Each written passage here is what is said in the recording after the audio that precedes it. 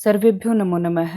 आज हम 8वीं कक्षा का जो छठा पाठ है गृहम शून्यम सुताम विना, उसके प्रश्न उत्तर करेंगे। हिंदी अनुवाद हम कर चुके हैं, तो अगर आपको हिंदी अनुवाद देखना है तो आप हमारी वो वीडियो देख सकते हैं।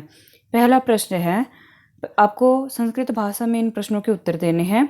दिष्टा का समागता, भाग्य से कौन आई? तो यहाँ पे उत्तर लिखा है हमने, दिष्टा शालिनी समागता, भाग्य से शालिनी आई, राकेश की बहन आ गई थी घर पे। अगला है, राकेशस्य कार्यालये का निश्चिता, राकेश के कार्यालय में क्या निश्चित हुआ? तो राकेशस्य कार्यालय महत्वपूर्ण गोष्ठी निश्चिता, एक महत्वपूर्ण मीटिंग निश्चित हुई। अगला है, राकेश है शालिनीम कुत्र गंतुम कथयति, राकेश जो है वो शालिनी को कहाँ जाने के लिए कहता है? तो राकेश ने शालिनी को डॉक्टर के पास जाने को कहा था। तो राकेश है शालिनी मालया सह चिकित्सकाम प्रति गंतुम इच्छति, वो कथयति, वो डॉक्टर के पास जाने के लिए कहता है। अगला प्रश्न है, सायंकाले भ्राता कार्यालयात आगत्य किम करोति, शाम के समय जो भाई है वो कार्यालय से आकर के क्या करता है? तो आपको वो सारे काम बताने जो उसने किए। सायंकाले भ्राता कार्यालयात आगत्य हस्तपादादिकं प्रक्षाल्य, उसने हाथ पैर धोए, वस्त्राणि प्रवृत्य, कपड़े बदले, पूजा गृहम च गत्वा, और पूजा घर में जाकर दीपम प्रज्वाल्य, दीप जला करके। यहाँ पे जो दीपम है, दीप यानी कि दीपक, उसमें वह फालतू लिखा हुआ है, वह नहीं आएगा। दीपम प्रज्वाल्य, फिर क्या किया? भवानी स्तुतिम करोति, और शक्ति की पूजा की। ठीक है।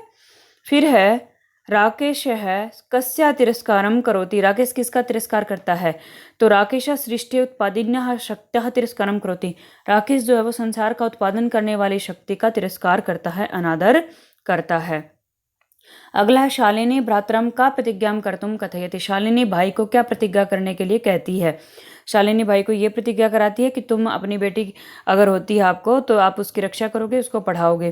कन्या है रक्षणे तस्या पाठने चैतदीय भ्राता तत चित्त तिष्ठेत इति प्रतिज्ञाम कर्तुम शालिनी भ्रातरम कथयति, कि लड़की को पढ़ाने में और उसकी रक्षा में उसका भाई जो है वो मन लगा करके काम करे, ऐसा वो भाई से प्रार्थना, वो प्रतिज्ञा कराती है। आखिरी प्रश्न है, यत्र नार्यः न पूज्यन्ते तत्र किम भवति, जहाँ नारियों की पूजा नहीं होती वहाँ क्या होता है? तो वहाँ सारे काम असफल हो जाते हैं। यत्र नार्यः न पूज्यन्ते तत्र सर्वा क्रिया अफला भवन्ति, वहाँ जो सारे काम होते हैं वो बिना फल वाले होते हैं, फल नहीं देते। दूसरा प्रश्न है, अधोलिखित पदानाम संस्कृत रूपम तत्सम रूपम लिखता है, नीचे लिखे हुए पदों का आप संस्कृत रूप लिखना है। तत्सम रूप क्या होता है? संस्कृत रूप होता है। जैसे कोक है, यहाँ पे कोक को संस्कृत में क्या कहते हैं? क्रोड है। फिर है सात, सात को संस्कृत में क्या कहते हैं? सह। फिर है गोद, गोद को क्या कहेंगे? कुक्षि। फिर है भाई, भाई को क्या कहेंगे?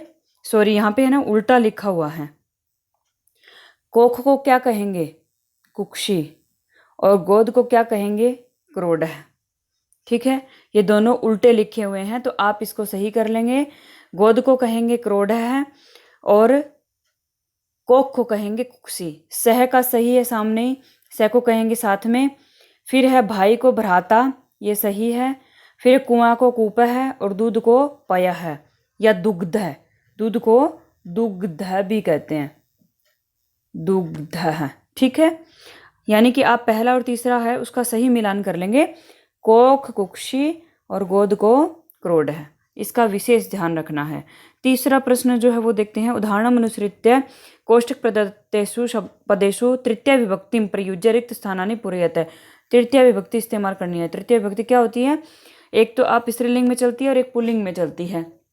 स्त्रीलिंग में बालिका की तरह, लता और रमा की तरह, और पुल्लिंग में बालक की तरह। तो तृतीय होती है बालकेन बालकाभ्याम बालकई, और स्त्रीलिंग में होती है बालिकया बालिकाभ्याम बालिका भी। तो आपको यहाँ पे कोष्टक में शब्द दिए हैं, उनमें तृतीय विभक्ति लगानी है। जैसे पहला है मातृ, मातृ की तृतीय यहाँ पे क्या लिखी है? मात्रा, ऐसे ही बनानी है।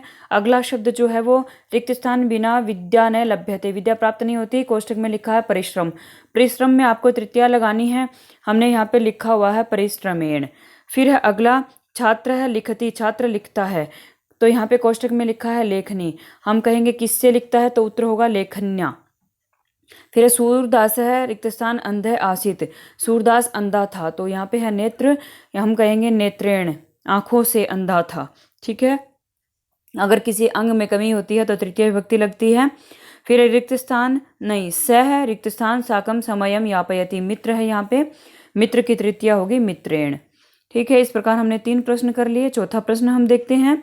चौथे प्रश्न में आपको क्या करना है, कै स्तंभे विशेषण पदम दत्तम खै स्तंभे च विशेष्य पदम तयोर मेलनम कुरुत। कै स्तंभे विशेषण दिए गए हैं और खै स्तंभे विशेष्य दिए गए हैं, आपको इनका मिलान करना है।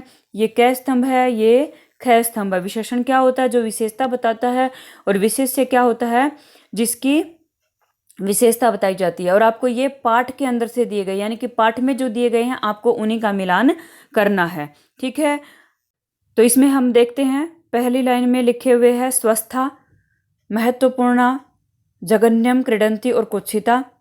तो स्वस्था का मतलब स्वस्थ, महत्वपूर्ण मतलब जरूरी, जगन्यम मतलब जो बहुत ही खराब है, जघन्य है, जिसको माफ़ी नहीं किया जा सकता, घृणित काम। क्रीडंती खेलती हुई, कुत्सिता बुरी। ठीक है, और कृत्यम मतलब कार्य, पुत्री मतलब बेटी, वृत्ति मतलब एक तरह से आचरण जैसे हो गया, मनोदशा मन की दशा, गोष्ठी मतलब मीटिंग। तो हम इनको करेंगे स्वस्था। स्वस्था किसका है, मनोदशा का। ठीक है, स्वस्थ मनोदशा, क्योंकि उसकी बहन बार बार पूछ रही थी कि भाभी की जो मनोदशा है वो स्वस्थ नहीं है, तो स्वस्था मनोदशा। पहले का आप मिलान किसके साथ करेंगे, मनोदशा के साथ। ठीक है, फिर अगला है महत्वपूर्ण। महत्वपूर्ण, महत्वपूर्ण जो है उसका मिलान किसके साथ करेंगे आप, आखिरी के साथ, गोष्ठी के साथ। जरूरी मीटिंग, महत्वपूर्ण गोष्ठी, जरूरी मीटिंग। फिर आगे है जघन्यम। जघन्यम यानी कि घृणित। जघन्यम का क्या होगा, कृत्यम, घृणित कार्य। ठीक है, तीसरे का आप कै के साथ मिलान करेंगे। चौथा है क्रीडंती। क्रीडंती मतलब खेलती हुई, क्रीडंती का मिलान करेंगे आप पुत्री के साथ, खेलती हुई बेटी। फिर है कुत्सिता। कुत्सिता मतलब निंदित, बुरी, उसका मिलान करेंगे आप वृत्ति के साथ। ठीक है, निंदित वृत्ति। पांचवा प्रश्न हम देखते हैं।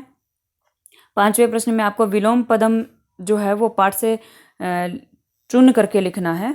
विलोम पद, विलोम क्या होता है, उल्टा होता है, जैसे सुख का उल्टा दुख होता है। तो यहाँ पे शब्द दिए हैं। पहला शब्द है स्वह। स्वह मतलब आने वाला कल। स्वह का उल्टा हमने यहाँ लिखा है हया है, बीता हुआ कल। अगला है प्रसन्ना। प्रसन्ना का मतलब होता है खुश। आप यहाँ पे अप्रसन्ना भी लिख सकते हैं, और यहाँ पे हमने लिखा है विमना। है वरिष्ठा। वरिष्ठा जो है उसका विलोम क्या होगा, कनिष्ठा। वरिष्ठा मतलब बड़ी, कनिष्ठा मतलब छोटी। फिर है प्रशंसितम। प्रशंसितम का उल्टा क्या होगा, तिरस्कृतम। ठीक है, प्रशंसितम मतलब जिसकी प्रशंसा की गई, तिरस्कृतम जिसकी निंदा की गई। अगला है प्रकाश है। प्रकाश का उल्टा होगा अंधकार है। फिर है सफलहा यानी कि सफल। सफल का उल्टा होगा विफलहा। और उससे अगला है निरर्थक है। निरर्थक का उल्टा क्या होगा, सार्थक। निरर्थक होता है जिसका कोई अर्थ नहीं होता, सार्थक जिसका अर्थ होता है। छठा प्रश्न हम देखते हैं। छठे प्रश्न में आपको रेखांकित पदम आधृत्य प्रश्न निर्माणम कुरुत है। जो रेखांकित पद है उसको लेकर के आपको प्रश्न निर्माण करना है।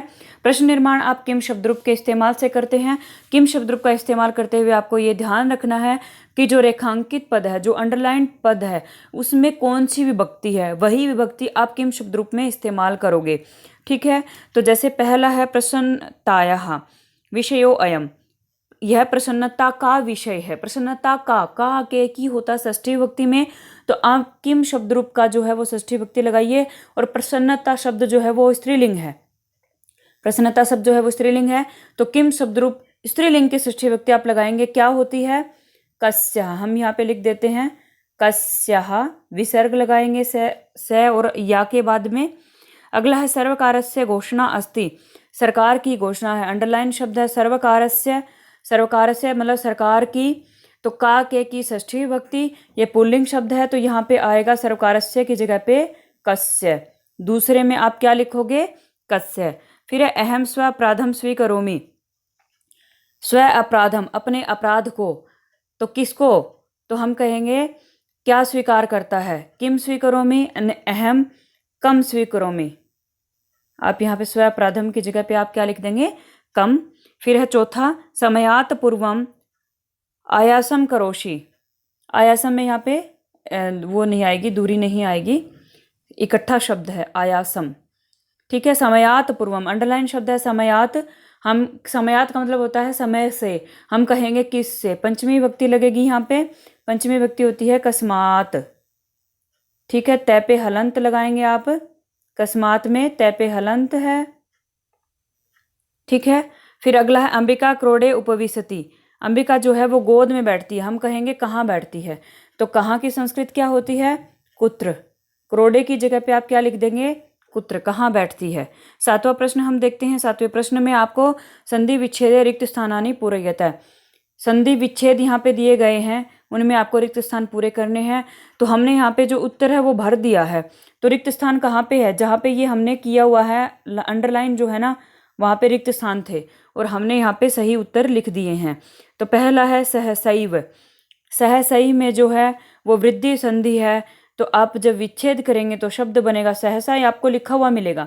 आपको केवल सहसा के बाद जो एव जुड़ा हुआ है उसको अलग कर देना है। ठीक है, सहसा में एव जुड़ा हुआ है, आप उसको अलग करेंगे। अगला है परामर्शानुसारम। ये बहुत ही आसान है। परामर्शानुसारम पूरा लिखा हुआ है, अनुसारम भी आपको लिख के दिया गया है। अनुसारम यहाँ से छांट दिया, मैं अभी आपको बताती हूँ निशान लगा करके। अनुसारम को यहाँ से निकाला तो आपके पास बच क्या गया? आपके पास तो परामर्श बच गया ना। अनुसारम तो यहाँ पे लिख के दे दिया इन्होंने, तो बच गया क्या? परामर्श। फिर ऐसे ही है वधा अर्हा। वधा अर्हा शब्द यहाँ पे दिया, अर्हा आपको लिख के दे दिया। तो अभी मैं बताती हूँ आपको लाइन लगा करके कि अर्हा इन्होंने निकाल लिया, यहाँ पे लिख दिया, तो बच क्या गया? वध ही बचा, तो वध यहाँ पे लिख दिया हमने रिक्त स्थान में। फिर अगला है अधुनैव। अधुनैव में अधुना निकाल के दे दिया है, तो आपका क्या बचेगा? आप देखिए अधुना, इस शब्द में से आप अधुना अगर निकाल दोगे तो आपका एव ही बचेगा। ठीक है, आ के बाद जब ए आता है, अधुना में क्या है? अधुना में है आ, और एव में क्या है? ए। दोनों को मिला करके क्या हो जाता है? आई, यानी कि ए की 2 मात्रा हो जाती हैं। अगला है प्रवृत्तो अपि। प्रवृत्तो अपि में से प्रवृत्तः निकाल के दे दिया, प्रवृत्तः निकाल के दे दिया, बच गया आपके पास क्या? अपि बच गया। ये जो एस की तरह लिखा होता है ये अवग्रह चिन्ह होता है और संस्कृत में इसको ए उच्चारण करते हैं।